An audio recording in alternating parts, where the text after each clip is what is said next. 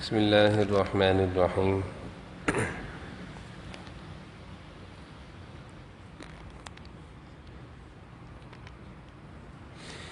ہفتہ کی مجلس میں حکیم الامت حضرت تھانوی رحمۃ اللہ علیہ کے ملفوظات کا سلسلہ ہے، اور ہمارا یہ بیٹھنا اصلاح کی نیت سے ہوتا ہے۔ اللہ والوں کی ارشادات کی روشنی میں ہم اپنے نفس کی اصلاح کرنا چاہتے ہیں کہ ہمارے اندر اگر کوئی برائی اور خامی ہے، یقیناً ہے، تو اس کی اصلاح ہو جائے۔ حضرت کا یہ ملفوظ چل رہا ہے،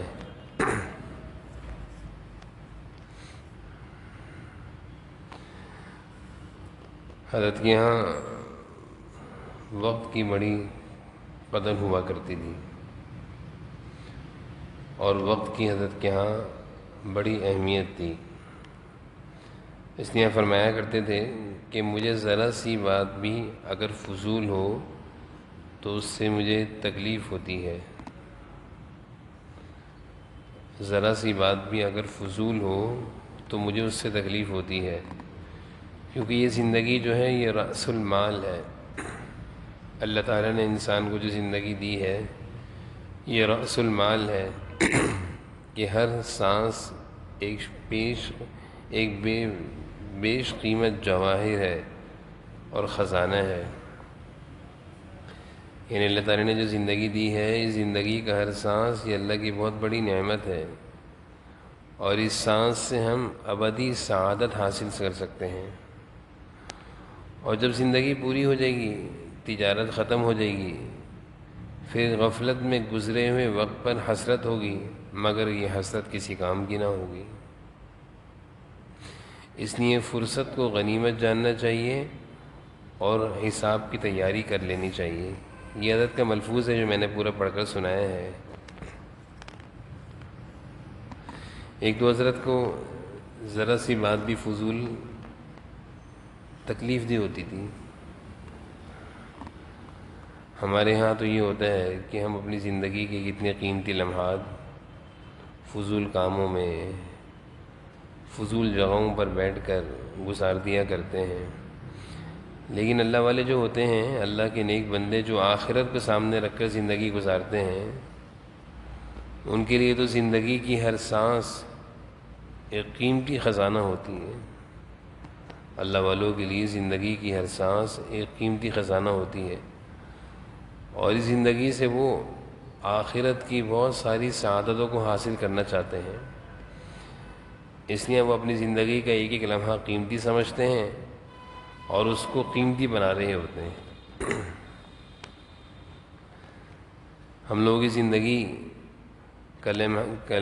جو زندگی کے لمحات ہیں وہ ہم غفلتوں میں بھی گزارتے ہیں۔ بعض دفعہ ایسا ہوتا ہے باتیں کرنے بیٹھتے ہیں تو گھنٹوں گھنٹوں باتیں کرتے رہتے ہیں، سوتے ہیں تو سوتے ہی رہتے ہیں، کھانے پینے کی محفلوں میں بیٹھ جاتے ہیں تو بیٹھے رہتے ہیں، گھنٹوں گھنٹوں اس طرح ضائع ہو جاتے ہیں، اور اس ضائع ہونے کا ہمیں ابھی احساس بھی نہیں ہے کہ ہمارے پاس اللہ تعالیٰ کی طرف سے یہ زندگی کی پونجی، یہ قیمتی خزانہ ہے جو گزر رہی ہے۔ جیسے ایک برف بیچنے والا، وہ برف بیچ رہا تھا اور گلی گلی آوازیں لگا رہا تھا، اور لوگوں سے یہ کہہ رہا تھا بھائی جلدی خرید لو، جلدی خرید لو، نہیں تو یہ میری جو جمع پونجی ہے یہ ختم ہو جائے گی پگھل پگھل کر۔ تو وہ گلی گلی یہ آواز لگا رہا تھا کہ یہ میری برف جو ہے جلدی خرید لو، نہیں تو میری یہی جمع پونجی ہے یہ ختم ہو جائے گی، پگھل رہی ہے۔ تو اللہ والے بھی زندگی کو برف سے تعبیر کرتے ہیں کہ جس طرح برف پگھل رہی ہے، کوئی اس کو پگھلنے سے روک نہیں سکتا۔ اگر ہم نے برف فریج سے نکال کے باہر رکھ دی اور ہم یہ چاہیں پگھلے نہ، اور ہم جب چاہیں نفع اٹھا لیں تو یہ ناممکن ہے، وہ پگھل رہی ہے، پگھلتی رہے گی۔ اسی طرح اللہ تعالیٰ نے جب ہمیں یہ زندگی دے دی ہے تو اب اس کو کوئی نہیں روک سکتا۔ کوئی چاہے کہ میں زندگی کے چند لمحات روک لوں، بلکہ بعض دفعہ انسان کی زندگی میں خواہش سی ہوتی ہے کہ وہ جوانی کے دن دوبارہ آ جائیں، کبھی انسان کہتا ہے وہ بچپن کے دن دوبارہ آ جائیں. وہ گزرے ایام بڑے اچھے تھے جب ہم چھوٹے تھے, ہم اس طرح کھیلا کرتے تھے. وہ پڑھائی کا زمانہ بڑا اچھا تھا, وہ کالج کا زمانہ بڑا اچھا تھا, وہ اسکول کا زمانہ بڑا اچھا تھا. تو وہ گزرے ایام کبھی کبھی اتنے یاد آتے ہیں کہ انسان چاہتا ہے کہ وہ زمانہ دوبارہ آ جائے. ہر ایک کے دل میں خواہش ہوتی کہ بڑا پرامن زمانہ تھا, اور زیادہ فکریں بھی نہیں تھیں, زیادہ پریشانیاں بھی نہیں تھیں. کھیلا کرتے تھے, گھوما کرتے تھے, آرام سے کھایا کرتے تھے, سو جایا کرتے تھے. کوئی پریشانی, کوئی ٹینشن, کوئی ذمہ داری نہیں تھی. تو کبھی کبھی وہ زمانہ ہم یاد کر کے تمنا کرتے ہیں کہ وہ واپس آ جائے, لیکن یہ ناممکن ہے. جو لمحہ چلا گیا وہ ہاتھ سے نکل گیا. اب تو اگلے لمحے کو بنانے کی فکر کرنی چاہیے. ماضی جو گزر گیا چلا گیا. اب کوئی ماضی کو پیچھے پڑے گا تو ماضی نہیں آنا واپس, گزرا ہوا لمحہ واپس نہیں آنا, وہ تو ہاتھ سے نکل گیا. اب کیا کرنا ہے؟ آنے والے لمحات کو قیمتی بنانا ہے, آنے والی گھڑیوں کو بہتر بنانا ہے, اس کو اچھا بنانا ہے.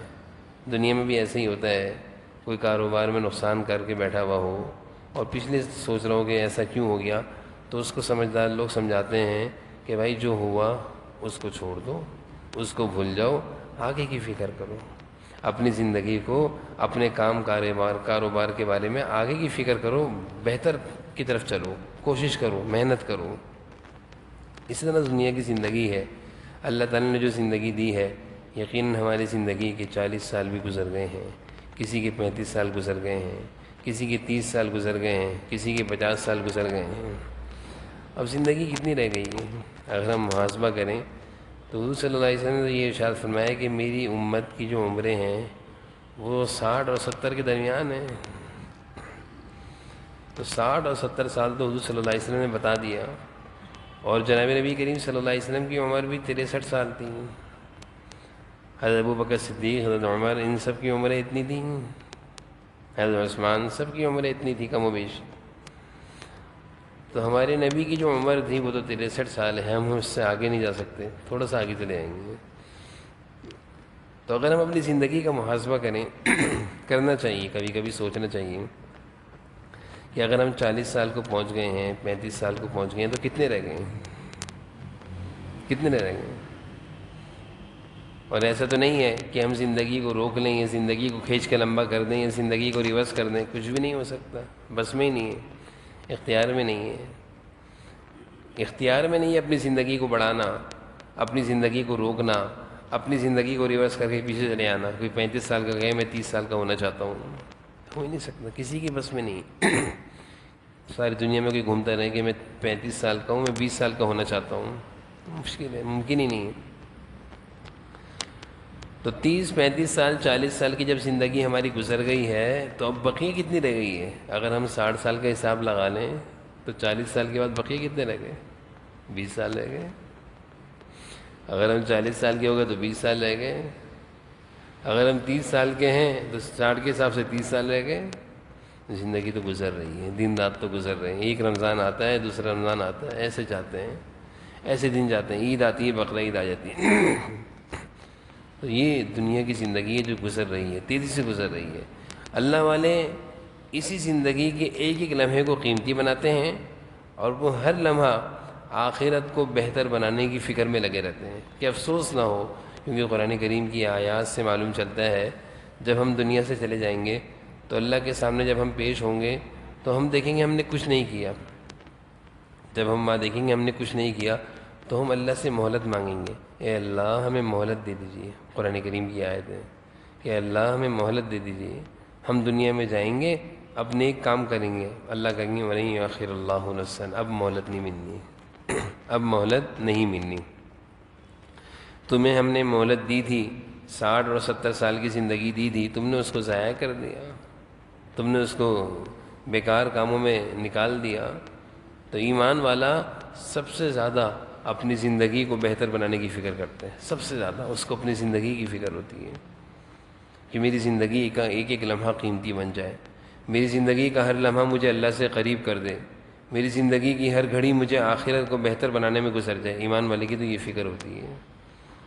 اور اگر یہ فکر نہیں ہے تو ہم میں اور کافر میں کوئی فرق نہیں ہے. وہ بھی اپنی زندگی گزار رہا ہے، اس کی زندگی بھی گزر رہی ہے، اس کو کوئی فکر نہیں ہے، لیکن ایمان والے کو اس کی فکر ہوتی ہے کہ میری زندگی کا ایک ایک لمحہ قیمتی بن جائے۔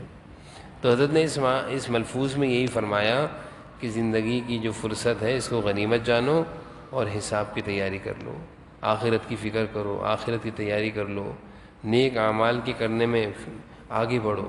احادیث کا بھی مفہوم ہے، جناب نبی کریم صلی اللہ علیہ وسلم کے ارشادات سے معلوم چلتا ہے، آپ فرماتے ہیں کہ جوانی کی قدر کرو بڑھاپے سے پہلے پہلے۔ اللہ نے اگر جوانی دی ہے تو بڑھاپے سے پہلے پہلے اس کی قدر کرو، کیونکہ جو کام ہم جوانی میں کر سکتے ہیں وہ بڑھاپے میں نہیں کر سکتے۔ پھر آپ نے ایک جگہ ارشاد فرمایا کہ صحت کی قدر کرو بیماری سے پہلے۔ اللہ نے صحت دی ہے، قدر کر لو اس کی، بیماری اللہ نہ کرے لگ جائے تو بیماری کی وجہ سے انسان معذور ہو جاتا ہے، کچھ بھی نہیں کر سکتا۔ تو آپ نے فرمایا کہ صحت کی قدر کرو بیماری سے پہلے پہلے، بیماری آ گئی تو پھر کچھ بھی نہیں کر سکیں گے۔ آپ نے فرمایا زندگی کی قدر کرو موت سے پہلے پہلے، موت سے پہلے ہی زندگی ہے، موت کے بعد کچھ نہیں ہے۔ تو موت سے پہلے جو زندگی ہے اس کا ایک ایک لمحہ ہمارا قیمتی بن جائے۔ ایک اللہ والے ایک نوجوان، اللہ نے اس کو بدلنے کی توفیق دی، اس کی زندگی میں تبدیلی آ گئی، تو وہ اپنی زندگی کو بہتر بنانا چاہتا تھا، وہ اپنی زندگی کو اچھا کرنا چاہتا تھا۔ تو اس نے چاہا کہ میں اپنی زندگی کو اچھا کرنے کے لیے سارے نیک لوگوں کے پاس جاؤں گا اور ان سے نیک عمل پوچھوں گا کہ آپ کو معلوم چل جائے کہ اگر آج آپ کی زندگی کا آخری دن ہے تو آپ کون سا نیک عمل کریں گے۔ تو وہ یہ سوال لے کر سارے نیک لوگوں کے پاس گیا اور سب سے پوچھتا کہ ایک سوال کرنا ہے کہ اگر آپ کو معلوم چل جائے آج آپ کی زندگی کا آخری دن ہے تو آپ کون سا نیک عمل کریں گے، کہ آپ کو پتہ ہے بس مرنا ہے، اللہ کے پاس جانا ہے۔ تو سب نے اس کو مختلف اعمال بتائے، وہ سب لکھتا گیا۔ وہ اس پر لکھ رہا تھا کہ میں یہ سارے عمل کیا کروں اپنی زندگی کو بہتر بنانے کے لیے۔ یہ ایک طلب ہے اللہ تعالیٰ جس کے اندر ڈال دے، یہ ایک چاہت ہے، جستجو ہے، اللہ تعالیٰ جب کسی کے اندر ڈال دے اللہ کی طرف سے ملتی ہے۔ نہیں تو حال یہ ہے کہ زندگی گزر رہی ہے، غفلت میں گزرے جا رہی ہے، پتہ بھی نہیں ہے، ہوش بھی نہیں آتا ہمیں، کبھی سوچتے بھی نہیں ہیں۔ اور اگر کبھی یہ طلب دل میں لگ جائے، دل میں پیدا ہو جائے کہ میں کیا کر رہا ہوں، اپنی زندگی کو ضائع کر رہا ہوں، میں نے اپنی زندگی کو بہتر بنانا ہے، میں نے اللہ کو راضی کرنا ہے، تو اس نوجوان کو بھی یہ طلب لگ گئی تھی، یہ فکر لگ گئی تھی کہ میں نے اپنی زندگی کو بہتر بنانا ہے، اللہ کو راضی کرنا ہے۔ تو اسی طلب کو لے کر وہ سب کے پاس گیا اور سب سے یہ سوال کرتا کہ اگر آپ کو معلوم چل جائے کہ آپ کی زندگی کا آج آخری دن ہے تو کیا کریں گے۔ سب نے مختلف جواب دیے کہ میں سارا دن قرآن پڑھتا رہوں گا، میں سارا دن نماز پڑھتا رہوں گا، میں اللہ سے معافی مانگتا رہوں گا سارا دن، کیونکہ اللہ کے پاس جانا ہے، آخری دن ہے، توبہ کرتا رہوں گا کہ اللہ کے پاس جاؤں تو معافی ہو جائے میری۔ ایک صحابی جناب نبی کریم صلی اللہ علیہ وسلم نے ان کی بہت اچھی کیفیت کو دیکھ کر آپ نے خوشی کا اظہار فرمایا اور فرمایا کہ تم کس طرح زندگی گزارتے ہو، کس طرح اپنی زندگی گزار رہے ہو، بتاؤ ذرا۔ تو انہوں نے کہا اللہ کے رسول میں اس طرح زندگی گزارتا ہوں کہ میں جب نماز کے لیے کھڑا ہوتا ہوں تو یہ میں سوچتا ہوں کہ میری دائیں طرف جنت ہے، بائیں طرف جہنم ہے، آگے اللہ تعالیٰ کا دربار ہے، پیچھے موت ہے، موت کا فرشتہ ہے، اور میں یہ سوچ کر اپنی نماز پڑھتا ہوں کہ میری زندگی آخری نماز ہے اور میں اپنی نماز کو بہتر کر رہا ہوتا ہوں کہ کچھ پتہ نہیں کہ میری نماز خراب ہو تو میں جنت میں جاؤں گا یا جہنم میں جاؤں گا۔ جناب نبی کریم صلی اللہ علیہ وسلم کی ایک حدیث بھی ہے، اذا قمت الى الصلاة فصلی صلاة مودع، جب تم نماز کے لیے کھڑے ہوا کرو تو اس طرح نماز پڑھا کرو کہ یہ میری زندگی کی آخری نماز ہے، آخری مہلت ہے، بس یہ نماز پڑھنی ہے اور اللہ کے پاس جانا ہے۔ اگر یہ نماز میری اچھی نکلی تو میری مغفرت ہو جائے گی، اور اگر میری یہ نماز صحیح نہ نکلی تو میری مغفرت نہیں ہوگی۔ تو جناب نبی کریم صلی اللہ علیہ وسلم فرما رہے ہیں کہ اپنی نماز اس طرح پڑھو کہ تمہاری زندگی کی آخری نماز ہے، ہر نماز کو اس طرح پڑھو، کتنی بڑی بات ہے۔ اگر ہم ہر نیک عمل کو یہ سوچ کر کریں کہ یہ میری زندگی کا آخری عمل ہے، اس کے بعد میرا مہلت نہیں ہے، تو ہم کتنا اچھا کریں گے۔ نماز سے بڑھ کر تو کوئی نیک عمل نہیں ہے۔ تو وہ نوجوان سارے بزرگوں سے، اللہ والوں کے پاس سے ہوتا ہوتا آخر میں ایک بزرگ کے پاس آیا اور ان سے سوال کیا کہ اگر آپ کو معلوم چل جائے کہ آپ کی زندگی کی آج آخری دن ہے تو آپ کیا کریں گے؟ تو وہ فرمانے لگے کچھ بھی نہیں، اضافی کام تو نہیں کروں گا، جو کر رہا ہوں وہی کرتا رہوں گا۔ وہ نوجوان کہنے لگا عجیب بات ہے، آپ کی زندگی کا آخری دن ہو اور آپ کوئی مزید نیک کام نہیں کریں گے؟ تو وہ فرمانے لگے بیٹا میں نے اپنی زندگی کے ہر دن کو، ہر گھڑی کو، ہر لمحے کو آخری سمجھا۔ میں اپنی زندگی کا ہر دن آخری دن سمجھتا ہوں، اس لیے میں ہر دن کو آخری دن سمجھ کر ہر عمل کرتا ہوں، کوئی عمل چھوڑتا نہیں ہوں۔ اس لیے اب میری زندگی میں کسی عمل کی گنجائش نہیں ہے کہ میں نیک عمل کروں گا آخری دن ہے۔ نیک عمل تو وہ کرے جو یہ سمجھے کہ میرا آج آخری دن ہے۔ میں تو اپنی زندگی کے ہر گھڑی کو آخری گھڑی سمجھتا ہوں کہ کچھ پتہ نہیں اگلے لمحے اللہ کے پاس چلے جاؤں۔ اور جناب نبی کریم صلی اللہ علیہ وسلم کی تعلیم بھی یہی ہے، آپ کی تعلیم بھی یہی ہے۔ آپ نے ایک دفعہ عبداللہ بن عمر سے کہا عبداللہ تمہاری زندگی کتنی ہے، تمہیں اپنی زندگی سے کتنی امید ہے کہ تمہاری کتنی لمبی عمر ہے؟ تو عبداللہ بن عمر فرمانے لگے اللہ کے رسول صبح کرتا ہوں تو شام کی امید نہیں ہوتی کہ شام ملے گی نہیں ملے گی، اس سے پہلے میری قبر ہوئی ہوئی۔ شام کرتا ہوں تو صبح کی امید نہیں ہوتی۔ یہ صحابہ کی کیفیت تھی، یہ صحابہ کی کیفیت تھی کہ وہ اس فکر میں نہیں رہتے تھے یہ گھر بنا لوں، یہ کاروبار سجا لوں، یہ دکان بنا لوں، بلکہ ان کی تو یہ تھا کہ ابھی کچھ زندگی کا پتہ نہیں ہے، صبح ہے شام ملے نہ ملے۔ اس پر آپ صلی اللہ علیہ وسلم نے ارشاد فرمایا کہ عبداللہ تمہاری زندگی تو بہت لمبی ہے، تم تو اپنی زندگی کو بہت لمبا کیا ہوا ہے۔ فرمایا کہ میرا تو یہ حال ہے کہ ایک طرف سلام پھیرتا ہوں تو دوسری طرف سلام پھیرنے کی امید نہیں ہوتی۔ یہ جناب نبی کریم صلی اللہ علیہ وسلم کی کیفیت ہے، جن کی ہم امتی ہیں، جن سے محبت کرنا، جن پر ایمان لانا، یہ ایمان کا حصہ ہے۔ آپ صلی اللہ علیہ وسلم کی محبت، آپ کی سنتوں پر چلنا، یہ ہمارے ایمان کا حصہ ہے۔ اس کے بغیر ہم خالی ہیں۔ اگر آپ صلی اللہ علیہ وسلم کی محبت نہیں تو ہم خالی ہیں، ہم کچھ بھی نہیں ہیں، ہم کھوکھلے ہیں۔ تو آپ کی کیفیت تو یہ ہے کہ ایک طرف سلام پھیرتا ہوں تو دوسری طرف سلام پھیرنے کی کوئی امید نہیں۔ تو ان ساری باتوں سے ہمیں یہ اپنے اندر فکر پیدا کرنی چاہیے کہ اللہ تعالیٰ نے جو ہمیں یہ قیمتی زندگی کا سرمایہ دیا ہے یہ بہت قیمتی ہے اور بہت تھوڑا سا رہ گیا ہے، بہت تھوڑا سا رہ گیا ہے۔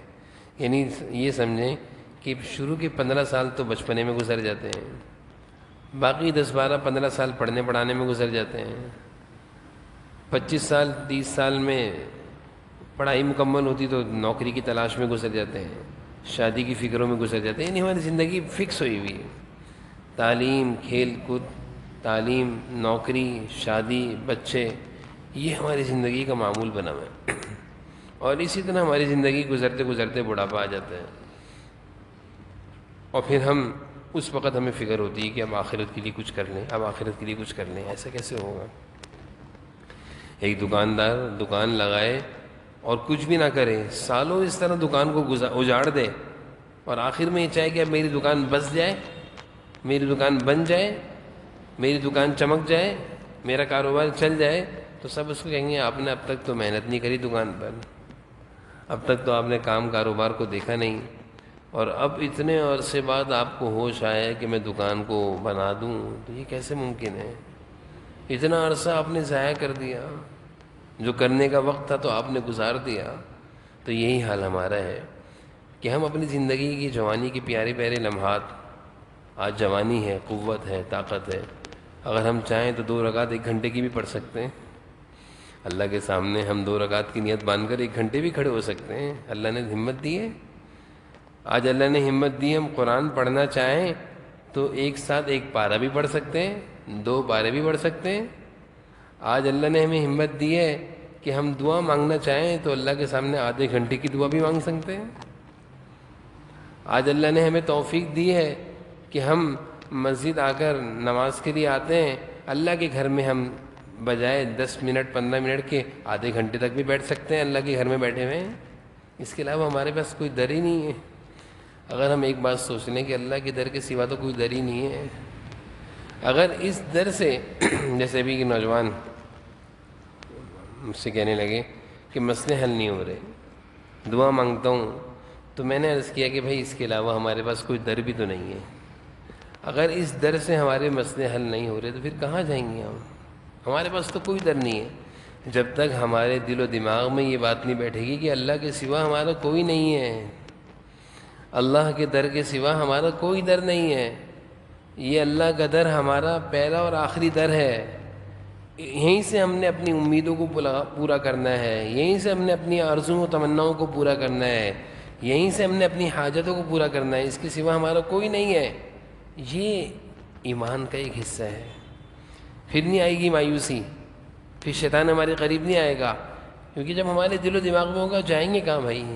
جیسے ایک معصوم سا بچہ ہو، امام غزالی رحمۃ اللہ علیہ نے یہ بات لکھی ہے کہ ایک بچے کو اس کی ماں نے مارا اور گھر سے نکال دیا۔ امام غزالی رحمۃ اللہ علیہ یہ بات لکھ رہے ہیں اپنی کتاب میں کہ اس کو نکال دیا۔ وہ بچہ غصے میں نکلا اور بڑا جیسے ہوتا ہے اکڑتا ہوا، ہاں میں رہ لوں گا باہر جا کر، ہاں جیسے نوجوانوں ہوتا ہے میں رہ لوں گا، آپ نے نکال دیا تو کیا ہوا، میں فٹ پاتھ پہ سو جاؤں گا، میں کھا لوں گا کما لوں گا۔ تو امام غزالی رحمۃ اللہ علیہ فرماتے ہیں وہ گیا، ایک گلی دو گلی گھوم کر واپس آ گیا